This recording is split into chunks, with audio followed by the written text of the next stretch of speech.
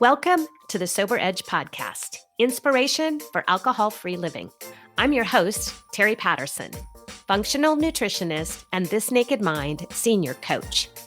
The Sober Edge is a place to explore the infinite possibilities on the other side of drinking. In a culture soaked in booze, discover the wonder and joy of taking a different path. Meet real people living lives of purpose and passion, learn the truth behind the alcohol myths, and get ready to be motivated, inspired, and astounded by what is possible with the Sober Edge. Well, hey, everyone. It's Terry back with another edition of the Sober Edge podcast. And one of the things that I love to do is to bring you right into the things that are happening in my life. So this is going to be an episode about my real life right now.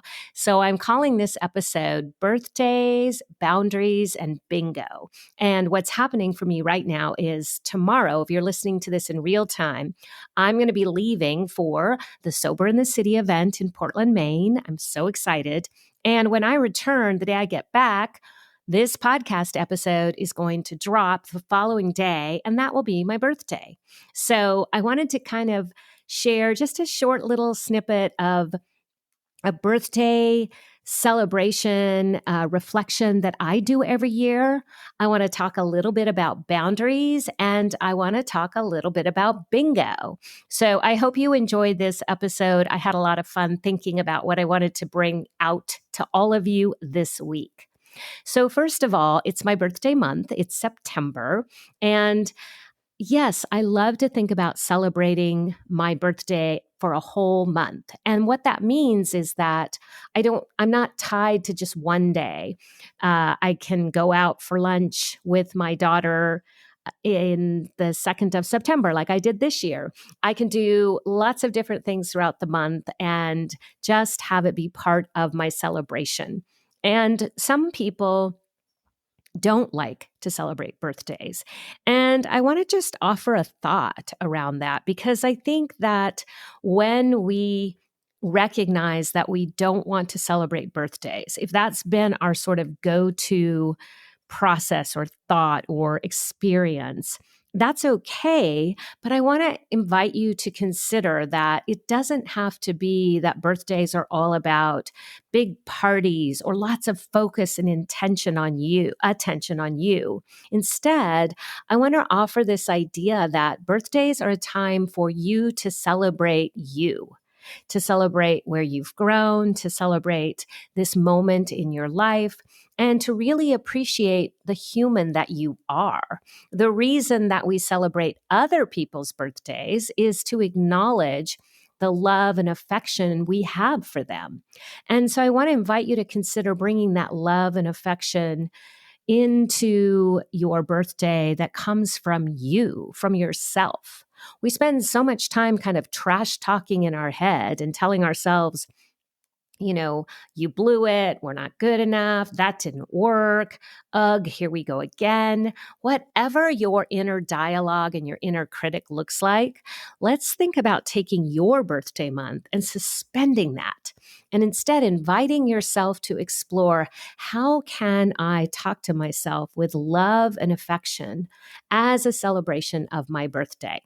And if you're brand new to this or it feels wildly uncomfortable, just try it for that day. But if you're a little bit more of a pro and a seasoned thought developer and someone who likes to reframe things, I want to invite you to bring this into an entire month. And I want to just remind you that you're worth celebrating for an entire month. So one of the things that is sort of fun to do with birthdays is to reflect and to sort of forecast what's ahead of us. And so a few years ago, my daughter introduced me to a birthday ritual that I have practiced since then. And I want to share it with you today. I want to share it because I think it's fun and important and might add some creativity and value to how you're looking forward and backwards when you reach that very important day of the year that we get to celebrate as your birthday. So the first and my favorite part is really looking forward. And so my daughter shared with me this idea that we sort of create a theme around our birthday depending upon our age. So, for example, when I turned 61, my birthday was 61, get it done. And that was a lot of fun. I focused on what did I want to accomplish? Where could I be super productive? Where could I go, go, go, because I was leaving my full-time job and moving into coaching. And it felt really fun to focus on what can I get done? What can I try and accomplish and move forward? And then 62 has been 62, try something new. And boy, have I tried a lot of new things this year. I've traveled twice, and then I'll be traveling again tomorrow to hang out with sober girlfriends in different parts of the world. And what fun that has been. That's been something new that I've tried. I have grown my business in new ways, launching my brand new program that's coming out, Ditch Drinking, or Drinking Through the Decades. And all of this has been ways that I have tried something new. We got a new puppy. And so that intention really shows up. And so I think it's so much fun and so valuable to create your own sort of birthday theme. So you may be wondering what's going to happen for 63. And so for 63, I've been exploring a few things. And I think where I'm landing is now let it be. So 63, now let it be. And the reason I love this is because it rhymes, which is really helpful for me because it's just a great reminder of what my theme is and where I want to put my attention. And then because I have done a lot from my 61st year and because I've tried a lot of new things in my 62nd year, I want to think about letting it be and seeing what grows, what germinates from the seeds that I have planted. The way that my brain works and the way that I am hardwired is to want to create new things and to always be moving in new directions. And I find it so uplifting and invigorating. And I don't want to stop that, but I also want to pay attention to what can I let be and how will that impact my business, my personal life, my relationships, and my relationship with myself. So if you've never tried this exercise and you're coming up on a birthday, I want to invite you to explore setting a theme for your birthday. And then last week, I talked about regrets and reflection. And so the other part of the birthday exercise that my daughter shared has to do with reflection. And it's just a very simple way to look back really with delight and a fun and lighthearted attitude about where was I 10 years ago, 20, 30, 40, 50, 60. And you can go back as far as you want and do it by decades so that you're just kind of attaching your mind to, gosh, what happened at 53? Where was I? Well, I know I was still drinking because I didn't stop until I was 55. And so I can think about where I was living, what was happening, what age my children were. Then I can go back to 43 and 33 and 23 and 13. So have fun with this and use it as a time to celebrate you, your growth, your new awareness, and the human that you have been and have evolved into. I think it's so powerful and so important. And again, if you're someone who, I don't want to celebrate birthdays, perhaps this will help you enjoy it more. So I also wanted to just mention a little bit about boundaries because I'm going to be sharing a little bit more about boundaries in the next few weeks because I am facilitating a boundaries workshop.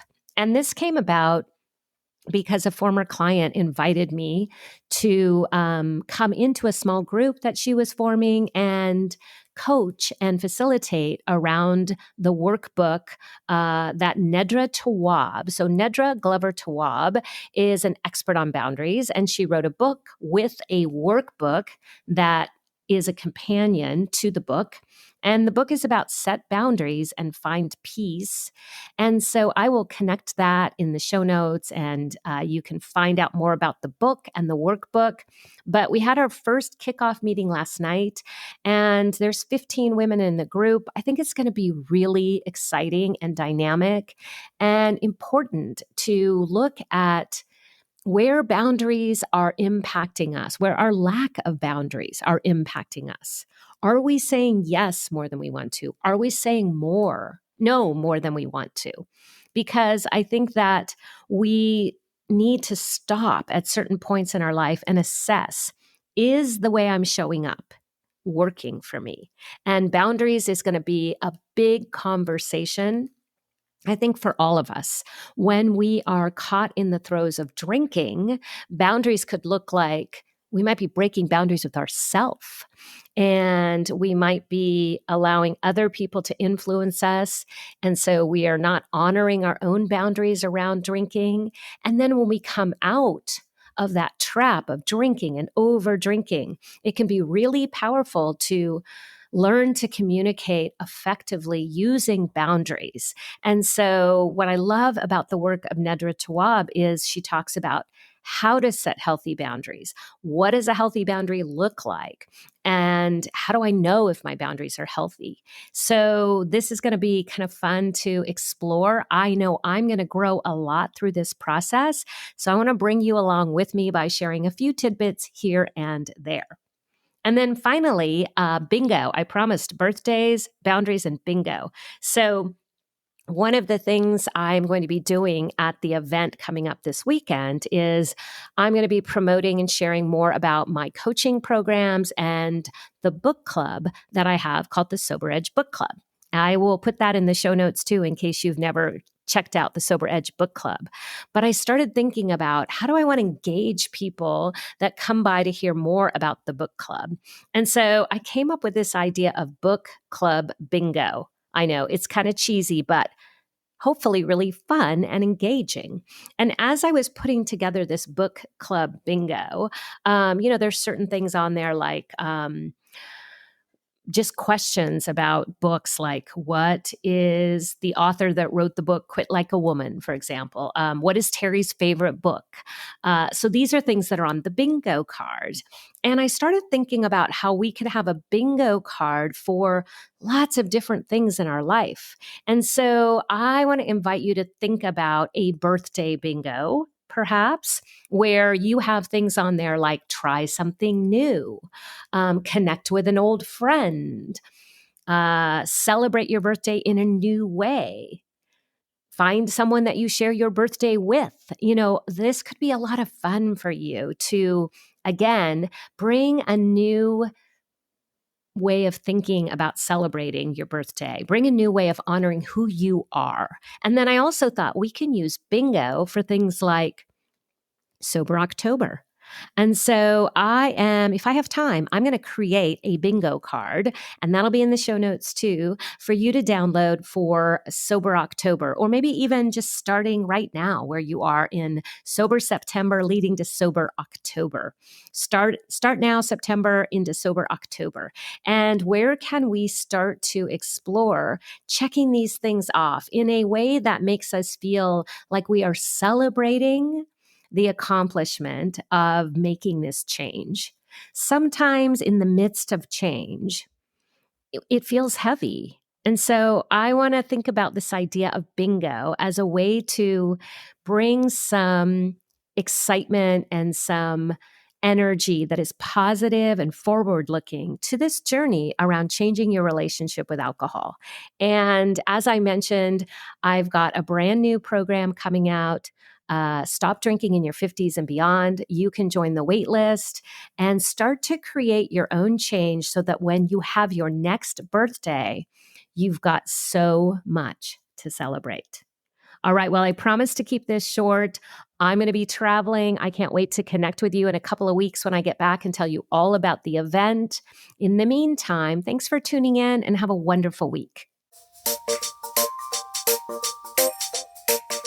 Well, thanks for tuning in to another edition of the Sober Edge podcast. It's always my pleasure and honor to join you in this conversation. And one of the things that I have been working on recently that I wanted to share with you is my brand new guide, Stop Drinking in Your 50s and Beyond. You see, I was 55 when I decided to put down the drink and take up my new life. And I realized that the longer I do this alcohol-free living and the more coaching I do, coming up on 4 years now, I realize that many of us are drinking for different reasons, depending upon how old we are. And so I've created a guide called Drinking Through the Decades. And in this guide, it talks about the differences, whether you're in your 20s, 30s, 40s, 50s, 60s, and beyond, how we get tangled up in drinking and over drinking, and the number one lie we tell ourselves for each decade.